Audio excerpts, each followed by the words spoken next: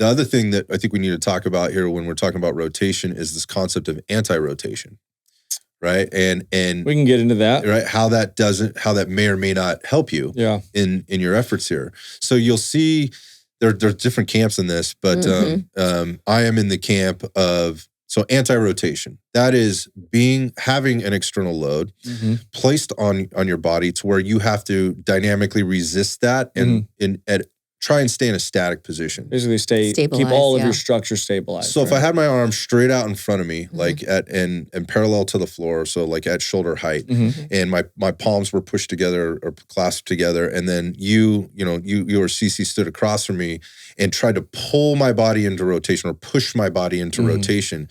Anti-rotation would be me trying to stay still and resist that movement, right?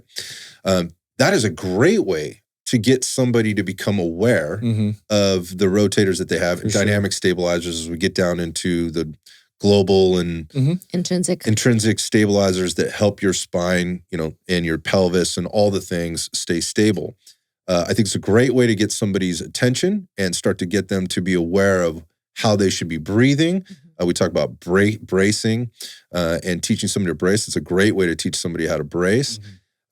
But doing an overloading anti-rotation, thinking that's going to make you better at rotation, that's backwards thinking. For me, it's an awareness drill. Agreed. And regardless of how you do it, I like to have people on the floor.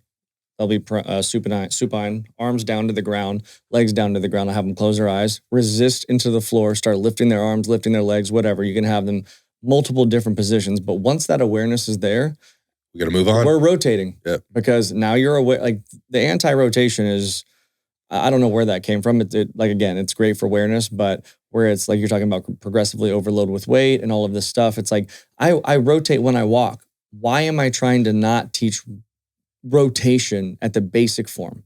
I racked my brain one time to figure out, is there any sport that requires that at the highest level, like at the highest degree over time? Like what sport would you get into where anti-rotation is critical to the success of winning or losing?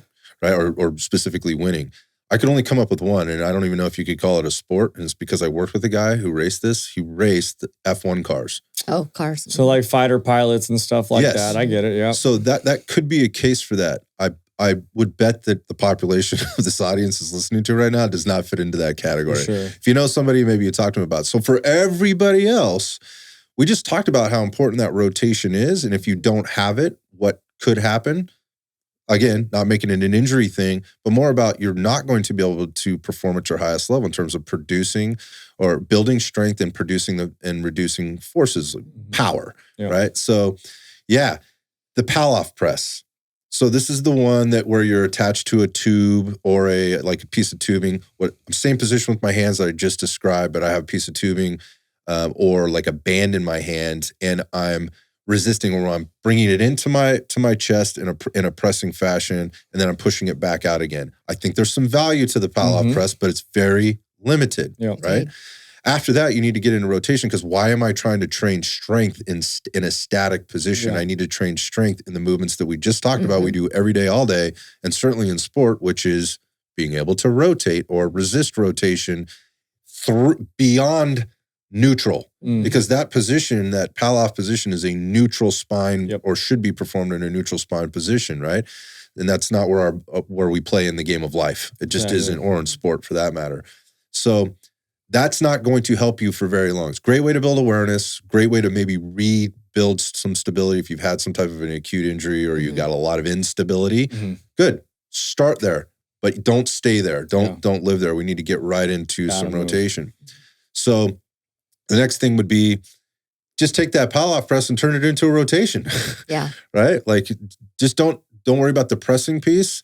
Get some resistance in there. Set yourself up, and maybe it's a cable, tubing, or band, and start to rotate into that active range of motion as far as you can. And if you really wanted to get fancy and party, you could have somebody help passively push you into a little bit of a deeper range of motion, so that you're training those end ranges that you may not have access to right now without externally pushing you into those. So when we talk and about slowly controlling it out of that Yeah. rotational pattern. So from the end range and then making sure you're slowly controlling it back to the beginning or your start position.